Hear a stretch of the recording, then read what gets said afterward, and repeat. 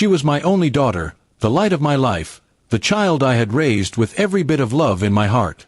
From her first steps to her first heartbreak, I had stood beside her. I worked double shifts, sacrificed vacations, and put off my own dreams just to make sure she had everything she ever wanted. When she got engaged, I felt nothing but pride. I promised her that I would pay for her entire wedding, no matter what it cost. I thought it was the least I could do. But I never imagined she would cut me out of it completely. At first, it was little things. She stopped asking for my opinion about the dress or the decorations. She said her future in-laws had everything handled. I didn't mind, I just wanted her to be happy. But then the distance between us grew. Phone calls became rare, and when we did talk, she seemed cold and distracted. I chalked it up to stress. After all, planning a wedding can be overwhelming. Still, I kept paying invoices, wiring money for the venue, the catering, the flowers, tens of thousands of dollars spent without a second thought. Then one day, by accident, I found out from a mutual friend that I wasn't even invited to the wedding. I was stunned. I thought it must be a mistake, so I called my daughter immediately. She didn't answer. Hours later, she finally replied with a short message, "It's best if you don't come. It'll be easier for everyone." I sat there staring at the screen, my hands shaking, heartbreaking. I didn't deserve this. I had done everything for her. Everything. The next few days were a blur of anger and grief. I couldn't sleep, couldn't eat. I felt like I had been erased from her life, like I was nothing more than a wallet. My mind kept repeating the same question, why? What had I done so wrong that my own daughter didn't want me at the most important day of her life? No explanation. No apology. Just silence. That's when something inside me snapped.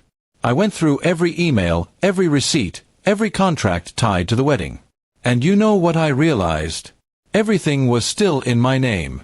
Every payment, every booking, I had signed for all of it. That meant I still had control. I didn't plan it out of revenge. I planned it out of heartbreak. If she wanted a wedding without me, she would have to plan it without my money too. One by one, I started canceling. The venue, gone. The catering, refunded. The photographer, the DJ, the flowers, cancelled. I didn't leave a single piece behind. Some vendors were confused, others were sympathetic. A few tried to talk me out of it, but I stayed firm. It wasn't about being cruel. It was about making a statement, one that would hurt, yes, but maybe make her see what she had done. It wasn't until 2 days before the wedding that she finally called me, screaming and crying. "How could you do this to me?" she shouted.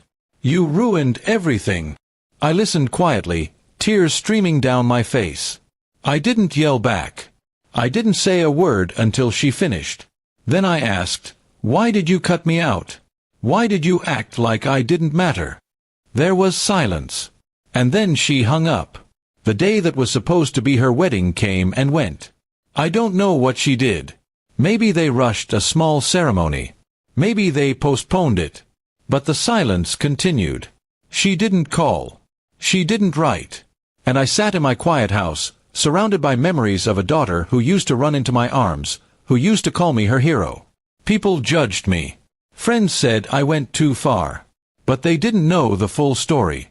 They didn't know how it feels to be erased from someone's life after you gave them your whole heart. I didn't ruin her wedding out of spite. I did it out of pain, a pain that still hasn't gone away. Months have passed. She still hasn't reached out. I see photos online of her with her new family, smiling, celebrating. Not a trace of me anywhere. I've cried more nights than I can count, wondering if I made a mistake. But then I remember how alone I felt when she turned her back on me. That kind of betrayal doesn't fade easily. I still love her. That will never change. But love doesn't mean letting someone walk all over you. I deserved better. I deserved to be there. And if canceling that wedding was the only way to make her feel even a piece of what I felt, then maybe, just maybe, it was worth it. Sometimes the people we love the most hurt us the deepest. And sometimes, the only way to heal is to finally stop giving pieces of ourselves to those who never truly cared.